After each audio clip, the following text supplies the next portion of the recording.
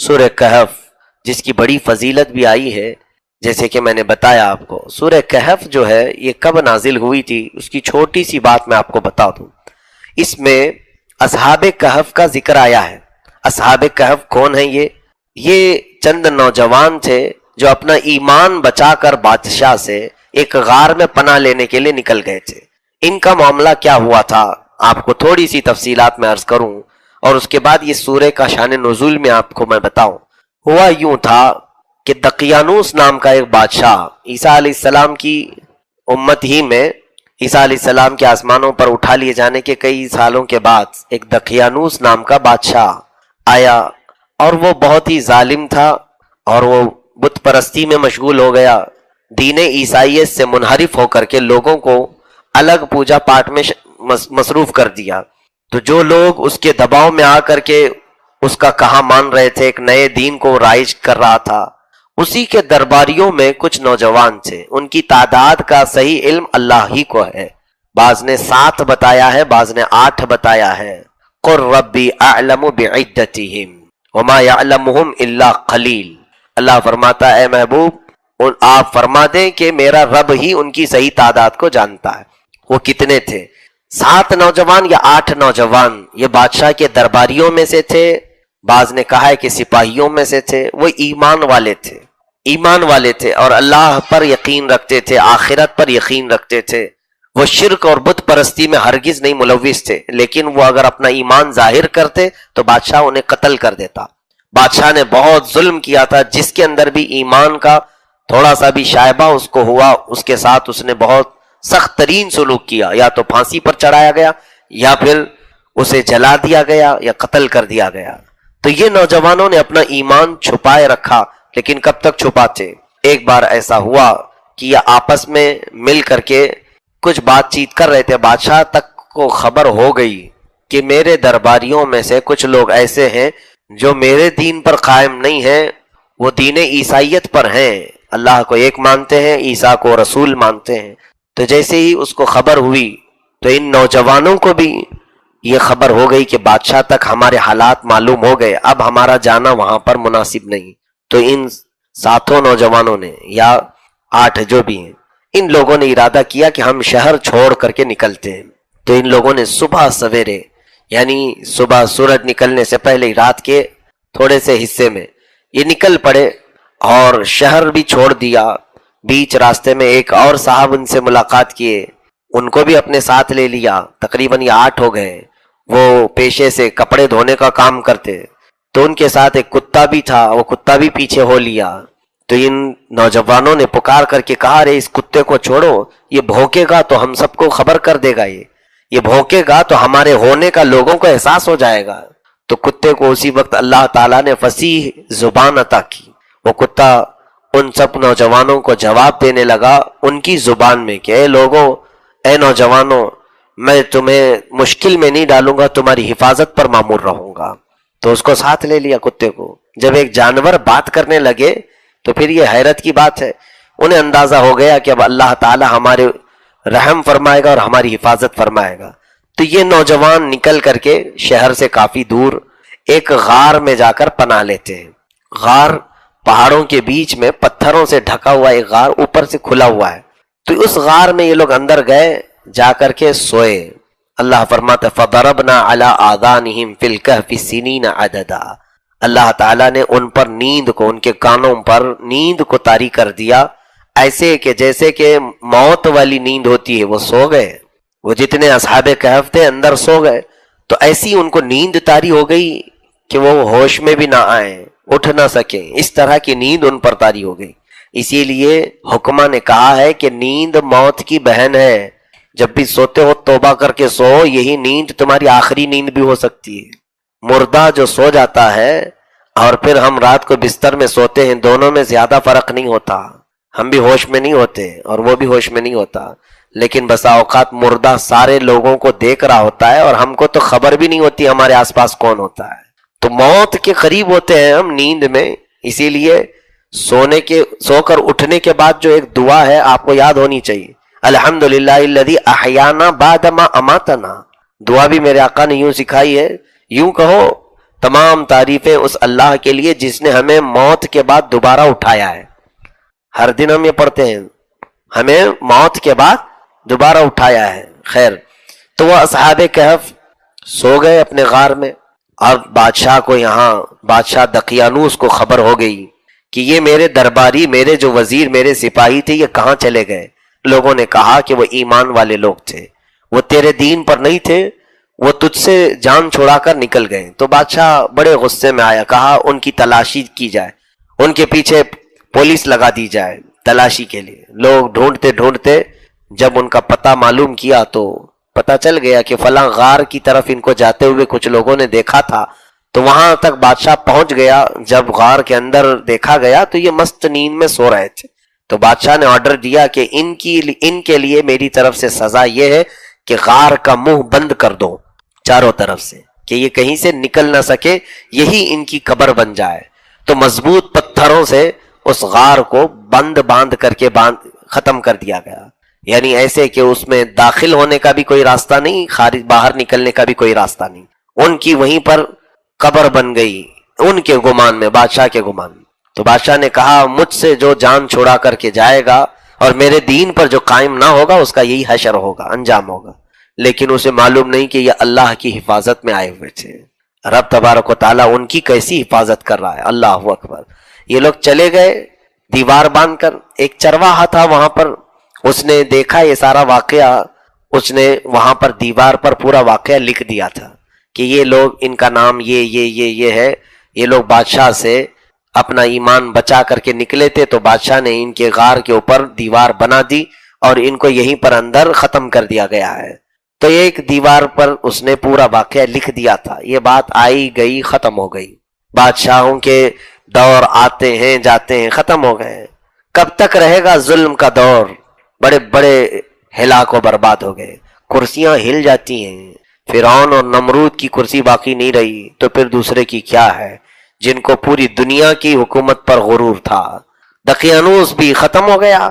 اس کے بعد پھر دوسرے آئے سلطنتیں، پھر دوسری آئی. زمانہ گزرا 300 سال کا. 300 سال گزر گئے. وَلَبِثُوا فِي كَهْفِهِمْ 300 سِنِينَ وَازْدَادُوا 9. اللہ فرماتا ہے کہ وہ اپنے غار میں 309 سال تک سوتے رہے. 309 سال یہ جو بتایا گیا ہے اس کی وجہ یہ ہے کہ تاریخ جو ہے شمسی اور قمری الگ ہوتی ہے. انگریزی تاریخ جو بولتے ہیں جنوری، فیبروری، مارچ، اپریل، اس کے دن جو ہے تھوڑے زیادہ ہیں. اور ہم جو چاند کے حساب سے جو کیلنڈر دیکھتے ہیں، محرم، صفر، ربیع الاول، اس کے دن سال میں کم ہیں. تو یوں سمجھ لیجئے کہ 100 سال میں 3 سال کا فرق آ جاتا ہے. ہر سال میں 10 دن کا فرق آتا ہے نا، ہر سال میں 10 دن یہ گھٹ جاتے ہیں. اس طرح 100 سال میں 3 سال کا فرق آ جاتا ہے. تو 300 سال میں یہ چاند کے سال 309 سال ہو گئے، اور وہ انگریزی تاریخ کے اعتبار سے 300 ہی سال تھے. بہرحال قرآن میں یہ بات آئی ہے اس لیے میں نے عرض کیا. 309 سال گزر جانے کے بعد اب جو اس علاقے میں ایک دوسرا بادشاہ آیا بیدروس نام کا. وہ اچھا بادشاہ تھا، نیک، عادل اور منصف، عبادت گزار، آخرت پر یقین رکھنے والا، ایمان والا. لیکن اس کی قوم میں بہت سارے لوگ آخرت پر انکار کر رہے تھے. نہیں، مرنے کے بعد اٹھنا نہیں ہے، جو ہے یہی ہے، دنیا ہے. تو اس نے بہت لوگوں کی اصلاح اور ہدایت کے کام کیے، سمجھائے. لوگوں کو جب تک کوئی نشانی نہیں دکھتی جلدی کوئی مانتے نہیں، ڈھیٹ قسم کے جو لوگ ہوتے ہیں. تو بادشاہ روزانہ اللہ کی بارگاہ میں یہ دعا کرتا تھا کہ اے رب ذوالجلال، کوئی نشانی بتا میری قوم کو تاکہ یہ مرنے کے بعد دوبارہ اٹھائے جانے پر ایمان لے آئیں. یہ لوگ آخرت پر ایمان نہیں رکھتے، مرنے کے بعد دوبارہ زندہ ہونے پر یہ یقین نہیں رکھتے. ایک عادل بادشاہ کی دعا بہت جلد اللہ کی بارگاہ میں قبول ہوتی ہے، ظالم کی نہیں. ظالم بادشاہ کے ہوتے ہوئے تو پورے ملک کی برکتیں اٹھا لی جاتی ہیں، جیسے ہمارے ملک میں برکت ختم ہو رہی ہے. بہرحال 309 سال کے بعد ایک دن آیا جب یہ اصحاب کہف غار میں اچانک اٹھ گئے. بلکہ اللہ فرماتا ہے وَكَذَلِكَ بَعَثْنَاهُمْ، ہم نے انہیں اٹھایا. اب آپس میں وہ لوگ جیسے اٹھے، سب کی نیند ایک ساتھ کھلی، ایک دوسرے کو سوال کرنے لگے. لِيَتَسَاءَلُوا بَيْنَهُمْ قَالَ قَائِلٌ مِّنْهُمْ كَمْ لَبِثْتُمْ. ان میں سے ایک نوجوان نے کہا ارے کتنا سوئے ہم لوگ، کچھ زیادہ تو نہیں ہو گیا. یہ سوال پوچھنے کی وجہ یہ تھی کہ ان کو جسم کے حصے تبدیل ہوتے ہوئے نظر آئے، ناخن بڑے ہوئے تھے، بال بڑے ہوئے تھے. تو کسی نے کہا قالوا لبثنا یوما او بعض یوم، ارے ہم تو صبح آئے تھے، ابھی دوپہر ہو رہی ہے، اتنا ہی سوئے ہیں ہم لوگ. تو پھر کسی کو شک ہوا ان میں سے، انہوں نے کہا قالوا ربکم اعلم بما لبثتم، چھوڑو یہ سب ڈسکس، ہمارا رب ہی بہتر جانتا ہے ہم کتنی دیر سوئے تھے، وہی سلاتا ہے وہی اٹھاتا ہے. ان میں سے کسی کو یہ چیز معلوم نہیں ہو رہی ہے کہ وہ 300 سال سوئے. اور جب رب تبارک و تعالیٰ کسی کو سلائے تو اسے ساری چیزوں سے بے نیاز کر کے سلاتا ہے، اور جب اٹھاتا ہے تو زمانے کا اندازہ بھی نہیں ہوتا ہے. اسی لیے کہا گیا نا، صالحین کو جب قبر میں رکھا جاتا ہے، پرہیزگاروں کو، نیک لوگوں کو قبر میں تم چھوڑ کر کے آئے، پھر جس دن قیامت کی سور پھونکی جائے گی اور سارے لوگوں کو اٹھایا جائے گا میدان قیامت کی طرف، تو وہ صالحین اپنی قبروں سے کپڑے جھٹکتے ہوئے اٹھیں گے اور یہ کہیں گے اتنی جلدی قیامت ہو گئی، ابھی تو ہمارے گھر والوں نے دفنایا تھا، جبکہ وہ اپنی قبروں میں ہزار ہزار سال سو چکے ہوں گے. ان پر بھی اللہ رب العزت زمانے کو سمیٹ دیتا ہے، لپیٹ دیتا ہے. وہ 50,000 سال کے برابر کا ایک دن قیامت کا ہے، لیکن سب کے لیے نہیں. بعض لوگوں کے لیے تو بہت چھوٹا دن ہوگا، جیسے دنیا کا دن تھا اتنا ہی وہ بھی ہوگا، لیکن گنہگاروں کے لیے وہ کئی ہزار سال کا، 50,000 سال کا. دنیا جب سے قائم ہوئی ہے اب تک 50,000 سال نہیں ہوئے، اور قیامت کے دن ایک ہی دن وہ 50,000 سال کا ہوگا، ایک ہی دن. وہ اللہ رب العزت کی قدرت میں ہے کہ وہ چاہے تو وقت کو سمیٹ دے اور چاہے تو چھوٹے سے وقت کو پھیلا دے. اب وہاں پر وہ لوگوں کو احساس تک نہیں تھا کہ 300 سال سوئے ہیں، پتہ بھی نہیں تھا. تو ان میں سے ایک صاحب نے کہا بھوک بہت لگ رہی ہے، جاؤ پیسے لو اور شہر میں جا کر کچھ کھانا لے آؤ. لیکن بھیجتے ساتھ اس کو کہا گیا نوجوان کو فَبَعَثُوا أَحَدَكُمْ بِوَرِيقِكُمْ هَذِهِ إِلَى الْمَدِينَةِ فَلْيَنظُرْ أَيُّهَا أَزْكَى طَعَامًا فَلْيَأْتِكُمْ بِرِزْقٍ مِّنْهُ وَلْيَتَلَطَّفْ وَلَا يُشْعِرَنَّ بِكُمْ أَحَدًا. جاؤ اچھا کھانا کیا ملتا ہے وہ لے کے آؤ. یہ لو پیسے دے کر کے اس کے ہاتھ میں بھیجا، لیکن بڑے نرمی سے جانا اور کسی کو خبر ہونے مت دینا. اگر ان لوگوں کو معلوم ہو گیا تو پھر او یرجموکم، وہ تو پھر سنسار کر دیں گے، او یعیدوکم فی ملتہم، پھر یا تو پھر وہ اپنے دین میں تم کو لوٹا لیں گے. یہ سمجھ لینا، بہت آہستہ سے جانا. بادشاہ دقیانوس اگر اسے پتہ چل گیا کہ ہم میں سے کوئی یہاں کھانا لینے کے لیے آیا ہے تو پھر وہ پکڑ لے گا اور پھر مارے گا بھی، قتل بھی کر سکتا ہے، یا پھر ہم کو اپنے دین میں پلٹا دے گا.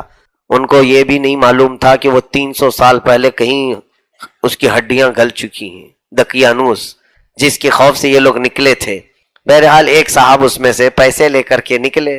اب پیسے کون سے لیے ہوں گے؟ 300 سال پرانے جو پیسے جو لے کر کے وہ لوگ گئے تھے وہی تو پیسے ان کے پاس ہوں گے، نئے پیسے کہاں سے آئیں گے؟ اور پیسے تو ہر بار بدلتے رہتے ہیں. اس کی زندہ مثال ہمارے سامنے بھی ہے. وزیر نے کہا کہ میاں آج لوگ بڑی بات کرنے لگ گئے، مانگنا بھی ہے تو صحیح سے نہیں مانگتے، ایسی بات کرتے ہیں. حضور نے بھیجا، کیسے تو کہتا ہے؟ اس فقیر نے کہا، بڑے اس کو یقین تھا، اس نے کہا ہاں مجھے نبی اکرم صلی اللہ علیہ وسلم نے یہ بھی بتایا، روزانہ سورج نکلنے سے پہلے پہلے تو 1000 بار درود پڑھتا ہے، اور کل کی رات بھول گیا اور غفلت میں سو گیا. اتنا سنتے ہی وہ اپنی کرسی سے اچھل آیا اور کہا یہ بات میں نے اپنی بیوی کو تک نہیں بتائی، کسی کو نہیں معلوم، اور اگر تو جانتا ہے تو آج تو میں کامیاب ہو گیا، آج تو میں کامیاب ہو گیا. اب مجھے یقین ہوا کہ میرا درود حضور تک پہنچ بھی رہا تھا، میرے آقا سن بھی رہے تھے. اے آنے والے بتا تجھے کیا چاہیے؟ اس نے کہا میری یہ حاجت ہے. اس وزیر نے کہا ایک دو نہیں، میرا پورا خزانہ تیرے لیے ہے. آج تو نے جو بشارت لائی ہے، آج جو خوشخبری لائی ہے، وہ میری زندگی کی معراج ہے. جس مصطفیٰ کے لیے میں رات رات بھر بیٹھ کر کے درود پڑھتا تھا، ایک غریب نے میرے مصطفیٰ کی بشارت میرے گھر تک لائی ہے. عزیزان گرامی وقار، وہ خوش ہو کر بہت سارے مال سے اسے نوازا. سنو، ابھی واقعہ ختم نہیں ہوا، اصل بات تو یہاں شروع ہوتی ہے. اب وہ لے کر کے آیا، 2 دن بھی نہیں گزرے تھے، قاضی اسلام کے پاس آیا اور قاضی صاحب سے کہا ان قرضداروں کو بلاؤ جو مجھے بار بار قرض کا تقاضا کرتے ہیں، مال کا تقاضا کرتے ہیں. انہیں بلایا گیا. قاضی اسلام عدالت کی کرسی پر بیٹھے اور اس کے بعد اس مفلس اور غریب نے کہا آج جس کا جتنا قرض ہے سب دینے کو تیار ہوں، مال بھی میرے پاس ہے، پیسہ میرے پاس ہے، سب دے دوں گا۔ قاضی نے اس کی بات دیکھی اور سنی تو کہا بیٹھ جا کرسی پر تھوڑی دیر کے لیے۔ تھوڑی دیر بٹھانے کے بعد اب قاضی جو مقدمے میں شروع میں 3 دن پہلے جیل کی دھمکی دیا تھا، اب کہتا ہے اے مفلس غریب آدمی، آج کی عدالت میں فیصلہ بدل گیا ہے، تیرا قرض میں اپنی جیب سے ادا کروں گا، تیرا قرض میں اپنی جیب سے ادا کروں گا۔ وہ کھڑا ہو گیا، پوچھا 3 دن پہلے تو تم مجھے جیل میں ڈالنے کی دھمکی دے رہے تھے اور آج اپنا قرضہ، میرا قرضہ تم اپنی جیب سے دینا چاہتے ہو؟ یہی بات 3 دن پہلے بھی کر سکتے تھے۔ قاضی اسلام کھڑے ہو کر کے کہتے ہیں در حقیقت 3 دن پہلے میں تجھے جانتا پہچانتا نہیں تھا، جب یہاں سے تو چلا گیا، رات کو جب سویا میرا مقدر جگہ میرے آقا تشریف لائے، خواب میں میرے آقا تشریف لائے اور تیری طرف دکھا کر کے میرے آقا نے فرمایا اے قاضی اس کا فیصلہ نرم کر دے، یہ غریب میرا امتی ہے، یہ آج مفلس ہے، اس کے لیے نرمی کر، اگر تو اپنے مال سے قرض ادا کرے گا تو میں اللہ کی جنت میں تجھے محل عطا کروں گا۔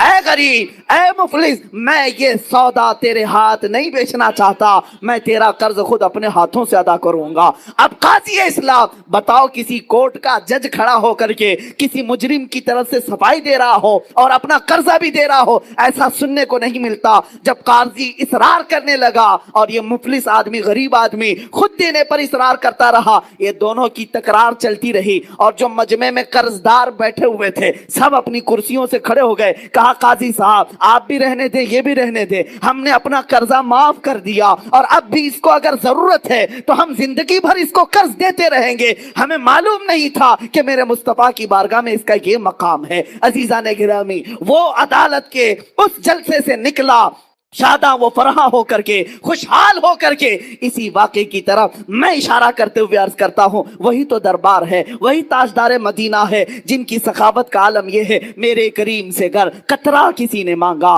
دریا بہا دیے ہیں، دربے بہا دیے ہیں، واہ کیا جود و کرم ہے، شہ بتا تیرا نہیں سنتا ہی نہیں مانگنے والا تیرا۔ اے مسلمانوں، میلاد مصطفیٰ آ رہی ہے، اپنے غموں کی داستان اگر کسی کو سنانا ہے تو اپنے آقا و مولا تاجدار مدینہ کو سنایا کرو، حضور کی بارگاہ میں پیش کیا کرو، یا رسول اللہ آپ کی غریب امت آج ان پر ظالم اگر سوار ہیں تو ان کا ظلم آپ کی دعا سے ٹل سکتا ہے، میرے آقا اگر رحم فرمائے اللہ کی بارگاہ میں سفارش کریں، یقیناً یہ حالات جو ابتر ہیں وہ بہتر ہو سکتے ہیں۔ عزیزان گرامی، کون دیتا ہے دینے کو منہ چاہیے، دینے والا ہے سچا ہمارا نبی، سب سے اعلیٰ وہ اولا ہمارا نبی، سب سے بالا وہ والا ہمارا نبی، بجھ گئی جس کے آگے سبھی مشعلے شمع وہ لے کر آیا ہمارا نبی، سب چمک والے اجلوں میں چمکا کیے اندھے شیشوں میں چمکا ہمارا نبی۔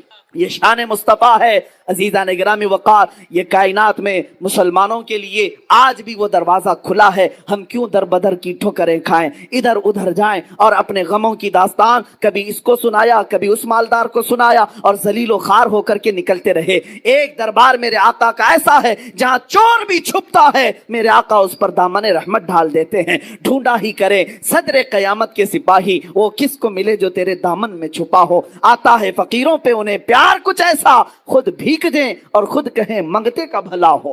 عزیزان گرامی وقار، رسول پاک صلی اللہ تعالی علیہ وسلم کی یہ شان پاک کبھی ختم نہیں ہوگی، بیان نامکمل ہی رہے گا، اس لیے کہ جن سب کے قلم ٹوٹ گئے اور یہاں پر صفحے اس کے صفحے سیاہ ہو گئے مگر شان رسالت بیان نہ ہو سکی۔ آپ کو میں شعرائے بارگاہ رسالت کی بات عرض کروں، میرے آقا کی شان میں کبھی حسان بن ثابت یوں کہتے تھے وَأَحْسَنُ مِنْكَ لَمْ تَرَ قَطُّ عَيْنِي وَأَجْمَلُ مِنْكَ لَمْ تَلِدِ النِّسَاءُ، آپ سے زیادہ حسین یا رسول اللہ میری آنکھ نے دیکھا ہی نہیں۔ یہ صحابی رسول کہہ رہے ہیں، کوئی صرف بریلی والا نہیں، صحابی رسول کہہ رہے ہیں آپ سے زیادہ حسین میری آنکھ نے دیکھا نہیں یا رسول اللہ، حقیقت تو یہ ہے آپ سے زیادہ خوبصورت کسی ماں نے آج تک جنا ہی نہیں، یہ حسان بن ثابت کہہ رہے تھے۔ اور امام شرف الدین بوصیری اسکندریہ کی سرزمین سے یوں کہتے ہیں هو الحبیب الذی ترجا شفاعته لكل حول من الاحوال مقتحم، یا رب بالمصطفى بلغ مقاصدنا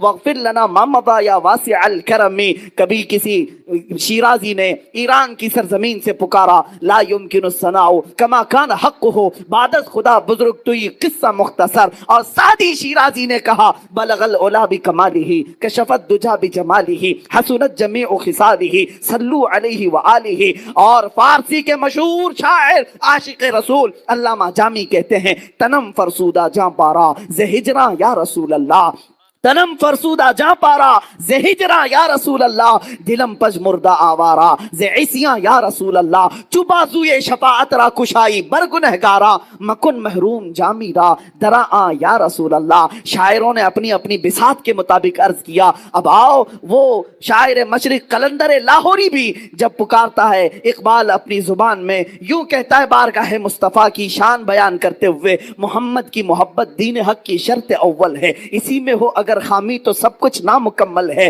کی محمد سے وفا تو نے تو ہم تیرے ہیں، یہ جہاں چیز ہے کیا لوح و قلم تیرے ہیں، قوت عشق سے ہر پست کو بالا کر دے، دہر میں نام محمد سے اجالا کر دے۔ سارے شاعر مصطفیٰ کی بارگاہ میں عرض کرتے رہے۔ اب آؤ شاعروں کا شاعر، کلاموں کا کلام، اماموں کا امام، بریلی کا تاجدار بھی بارگاہ مصطفیٰ میں شان بیان کرتے ہوئے یوں کہتا ہے زمین و زمان تمہارے لیے، مکین و مکان تمہارے لیے، چنین و چنا تمہارے لیے، بنے دو جہاں تمہارے لیے، دہن میں زباں تمہارے لیے، بدن میں ہے جاں تمہارے لیے، ہم آئے یہاں تمہارے لیے، اٹھے بھی وہاں تمہارے لیے، جنا میں چمن، چمن میں سمن، سمن میں پھبن، پھبن میں دلہن، سزائے مہن پہ ایسے منن، یہ امن و امان تمہارے لیے، اشارے سے چاند چیر دیا، چھپے ہوئے خور کو پھیر دیا، گئے ہوئے دن کو عصر کیا، یہ تاب و تواں تمہارے لیے، خلیل و نجی مسیح و صفی سبھی سے کہیں نہ بنی، یہ بے خبری کی خلق پھری کہاں سے کہاں تمہارے لیے، صبا وہ چلے کے باغ پھلے وہ پھول کھلے کے دن ہوں بھلے، صبا وہ چلے کے باغ پھلے وہ پھول کھلے کے دن ہوں بھلے، لوا کے تلے ثنا میں کھلے رضا کی زباں تمہارے لیے، لوا کے تلے ثنا میں کھلے یا رسول اللہ ہم سب کی زباں تمہارے لیے۔ بارگاہ مصطفیٰ صلی اللہ تعالی علیہ وسلم میں اتنی بات نہیں، شان مصطفیٰ بیان کرتے ہوئے عاشق رسول کہتا ہے دنیا والے جو بھونکتے ہیں بھونکنے دو، میرے مصطفیٰ کی شان نہ کبھی کم ہوئی نہ کبھی کم ہوگی۔ کوئی کتا خارش زدہ اگر میرے مصطفیٰ کی شان میں بھونکتا ہے ان قریب وہ کھجلی اسے لے کر کے مرے گی، تو گھٹا ایسے کسی کے نہ گھٹا ہے نہ گھٹے گا یا رسول اللہ، جب بڑھائے تجھے اللہ تعالیٰ تیرا، مٹ گئے مٹتے ہیں آدھا تیرے، نہ مٹا ہے نہ مٹے گا کبھی چرچا تیرا یا رسول اللہ، رہے گا یوں ہی ان کا چرچا رہے گا، پڑے خاک ہو جائیں جل جانے والے یا رسول اللہ۔ اگر کوئی کہتا ہے خبیث النفس مردود زمانہ پاکھنڈی وقت میرے مصطفیٰ کی شان میں اپنی دریدہ ذہنی کہتا ہے تو اس کے کہنے سے میرے مصطفیٰ کی شان میں ایک نقطہ بھی عیب کا نہیں آ سکتا۔ ہمارا تو عقیدہ یہ ہے یا رسول اللہ، سرور کہوں کہ مالک و مولا کہوں تجھے، باغ خلیل کا گلے زیبا کہوں تجھے، اللہ رے تیرے جسم منور کی تابشیں، اے جانے جاں میں جانے تجلا کہوں تجھے، تیرے تو بس عیب تناہی سے ہیں بری، حیران ہوں میرے شاہ میں کیا کیا کہوں تجھے، لیکن رضا نے ختم سخن اس پہ کر دیا، خالق کا بندہ خلق کا آقا کہوں تجھے، رخ دن ہے یا مہر سما یہ بھی نہیں وہ بھی نہیں، شب زلف ہے یا مشک خطا یہ بھی نہیں وہ بھی نہیں۔ اور میرے مصطفیٰ کریم کی بارگاہ میں بریلی کا امام یوں کہتا ہے ہمارے گناہ جب بڑھ گئے تو ہمارا شک ہونے لگا کہ اب کیا ہوگا، تب کیا ہوگا، ڈر تھا کہ عصیاں کی سزا اب ہوگی یا روز جزا، ڈر تھا کہ گناہوں کی سزا اب ہوگی یا روز جزا، دی ان کی رحمت نے صدا یہ بھی نہیں وہ بھی نہیں۔ یہ شان مصطفیٰ ہے۔ میرے آقا صلی اللہ تعالی علیہ وسلم کی بارگاہ میں شاعروں نے اپنے اپنے انداز میں کہا ہوگا، لیکن عاشقوں کی بات ہی کچھ اور ہوتی ہے۔ گستاخوں کو چھوڑیں، وہ اپنے کھجلی میں مرنے والے ہیں، ان قریب دیکھو گے اللہ ان کو کیسے عذاب میں گرفتار کرے گا۔ وہ آج بھی دنیا دیکھ رہی ہے۔ کسی ابھی شاعر نے نام لیا تھا، میں نے توبہ کیا اس مقدس اور پاکیزہ منبر پر اس خبیث مردود النفس کا کبھی نام تک نہ لیا جائے، کبھی نام نہ لیا جائے جس کی ماں نے حلال طریقے سے پیدا نہ کیا ہو۔ منبر رسول پر اس کا ذکر کوئی معنی نہیں رکھتا، کوئی معنی نہیں رکھتا۔ گستاخ رسول قرآن کہتا ہے وہ زنا سے پیدا ہوتا